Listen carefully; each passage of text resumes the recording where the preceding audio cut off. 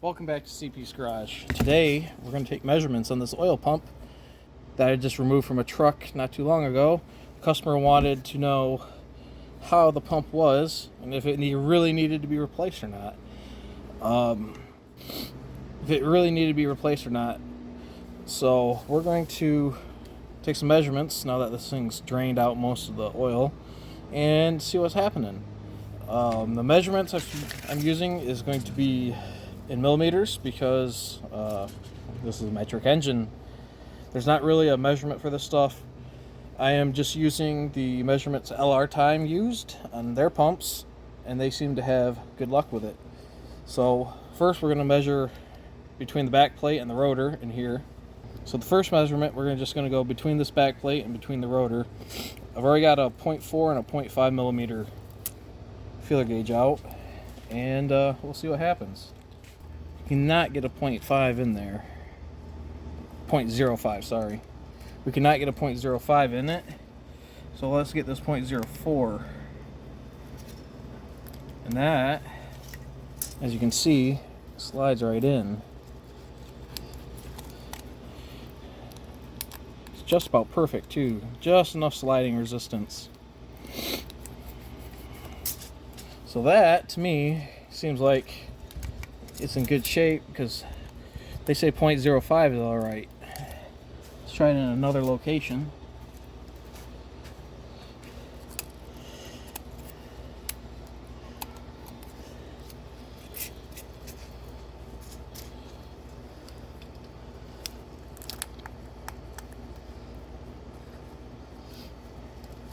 .04 goes in beautifully.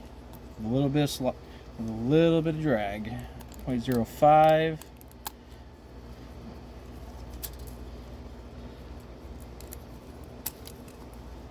Does not. Just a little. Barely get it in, but. Alright, so now let's take this backing cover off and check it out. We'll be using a T30 gear wrench and the lovely Icon ratchet from Harbor Freight.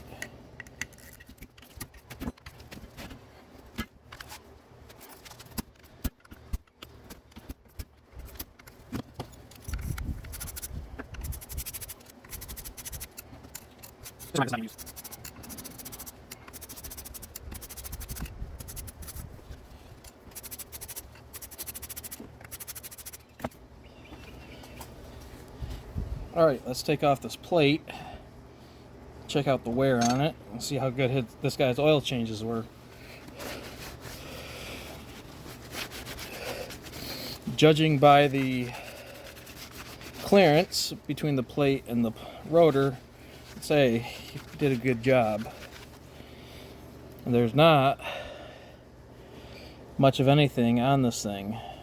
There's a couple little wear marks, but I mean, that's normal. Can't even feel them. So I would say this guy does a good job at changing his oil. So next, we will check between the housing and the rotor and between the lobes of the rotor and see how it specs out.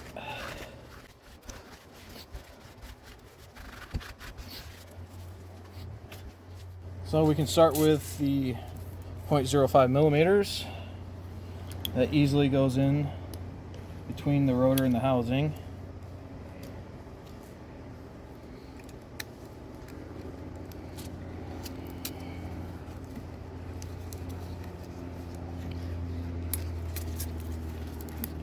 Easily goes in between the rotor and housing all the way around. So let's go up to our next highest one, which is 0.1. Yeah, which is 0.1. 0.1 goes in.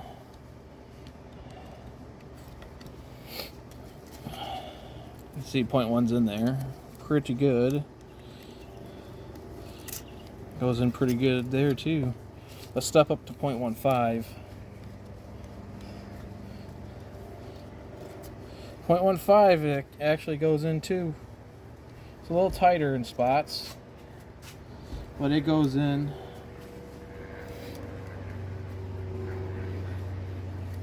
So I'd say the clearance is a little on the looser side between the housing and the rotor. So let's measure between the rotors. So we're going to measure between the tips right there.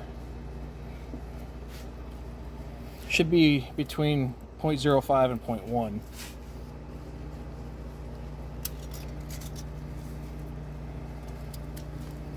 Get this 0.4 out of the way. 0.05 goes clean through.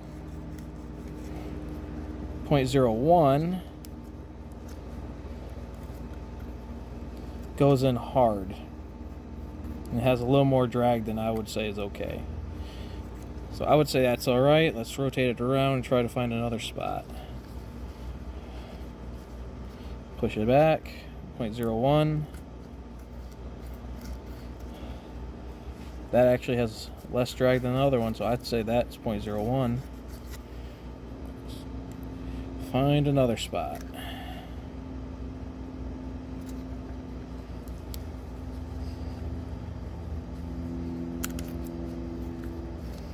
Push it back. Does not fit.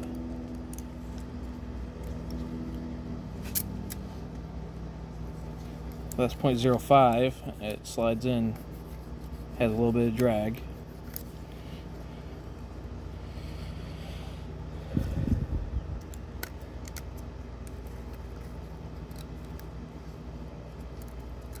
Try to line that up as perfect as possible.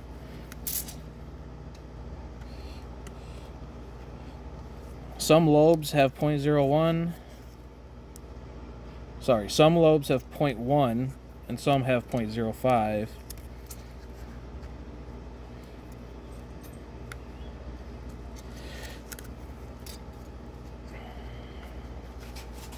This one is 0.1.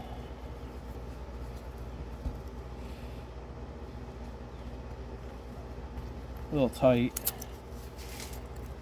0.05 is loose, so it's between the two.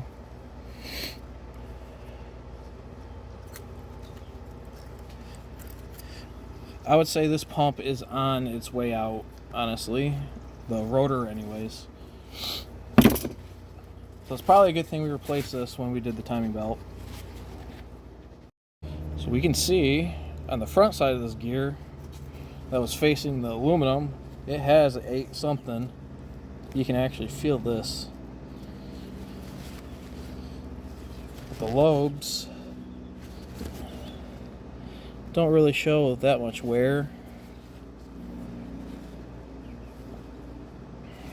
But it definitely had something go through it. You can actually feel that with your fingernail in the gloves. Alright, this part now.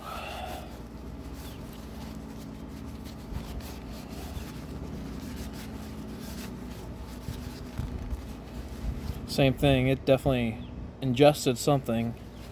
I'm actually quite surprised that it specced out the way it did between the cover and the pump. Or between the cover and the gear.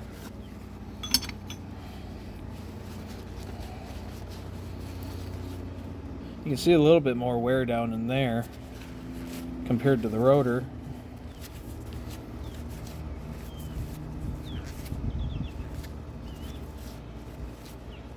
So I'm guessing this side wore out before the other. Alright, let's dump these screws out. Wipe out inside the pump.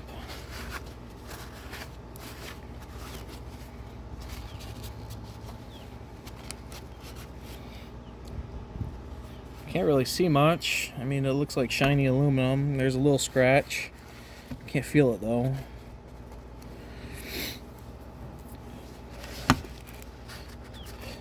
I'm going to say something probably went through here that was picked up and sent through the oiling system. Probably caught by the oil filter, luckily. But that's our oil pump. I think it was a good thing we changed it.